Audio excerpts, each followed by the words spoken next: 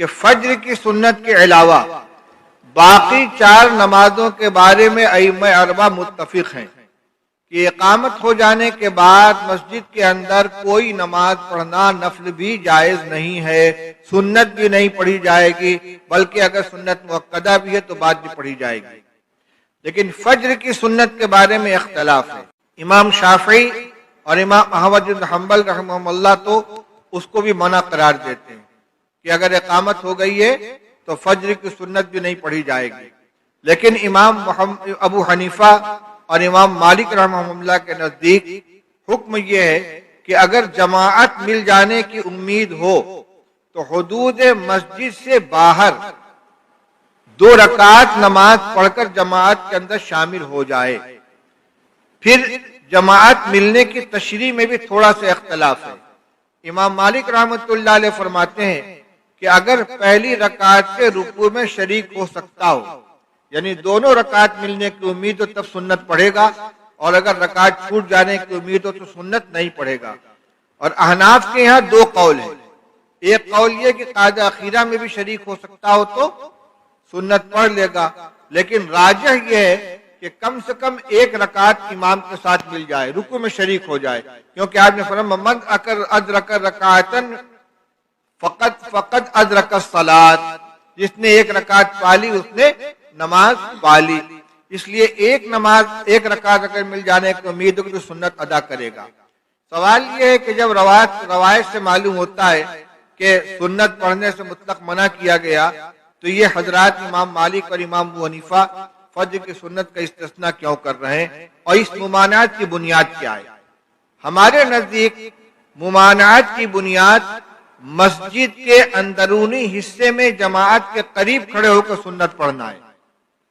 لہذا روایت کا یہ معنی تو ہو نہیں سکتا کہ اذا اقیمت الصلاۃ فلا صلاۃ الا المکتوبہ، یہ بھی بعض روایت کے الفاظ ہیں جس کو ترجمۃ الباب میں امام بخاری رحمۃ اللہ نے لے لیا ہے، چونکہ وہ روایت ان کے معیار کی نہیں تھی، اور کرتے یہی ہیں کہ اگر کسی روایت کے الفاظ ان کے معیار کے نہ ہوں تو اس کو حدیث کے طور پر نہیں لاتے، ترجمۃ الباب میں ذکر کر دیتے ہیں۔ تو اذا اقیمت الصلاۃ فلا صلاۃ الا المکتوبہ یہ حدیث ہے مگر ان کے معیار کی نہیں ہے۔ تو اس روایت کا کیا مطلب ہے؟ کیا مطلق مسجد کے اندر اگر اقامت ہو گئی تو کہیں کوئی نماز نہیں پڑھی جا سکتی؟ گھر میں بھی نہیں پڑھ سکتے، مرد بھی نہیں پڑھ سکتے، عورتیں بھی نہیں پڑھ سکتی؟ ظاہر بات کہ اس میں اتنا عموم نہیں ہے۔ تو ممانعات کی کوئی بنیاد ہوگی، وہ بنیاد یہی ہے کہ جب مسجد کے اندر جماعت ہو رہی ہے تو جماعت سے الگ کھڑے ہو کر کوئی نماز پڑھنے کی گنجائش نہیں ہے، اور جو حضرات اجازت دیتے ہیں وہ یہ کہتے ہیں کہ جماعت سے الگ ہو کر اگر خارج مسجد کوئی جگہ ہے تو اس میں سنت ادا کرے گا، اور اگر خارج مسجد جگہ نہ ہو تو ایسی جگہ کنارے کھڑے ہو کر سنت ادا کرے کہ جماعت کے ساتھ اشتباہ نہ ہونے پائے۔ اور یہ استثناء فجر کی سنت کا کیوں ہے؟ 2 وجہ سے۔ ایک تو یہ کہ فجر کی سنت کی تاکید بہت زیادہ آئی ہے۔ رسول اللہ صلی اللہ علیہ وسلم نے فرمایا لا تدعوہما ولو طردتکم الخیل، فجر کی سنت کو ہرگز مت چھوڑنا چاہے تمہیں گھوڑے روند ہی کیوں نہ ڈالے، گھوڑوں کی ٹاپ کے نیچے دب جاؤ لیکن فجر کی سنت مت چھوڑنا۔ یہ خاص طور جو فجر کی سنت کے بارے میں فرمایا ہے۔ اسی طرح اگر کسی کی جماعت چھوٹ گئی ہو اور وقت نکل گیا ہو تو سوائے فجر کی سنت کے کسی سنت کی قضا نہیں ہے۔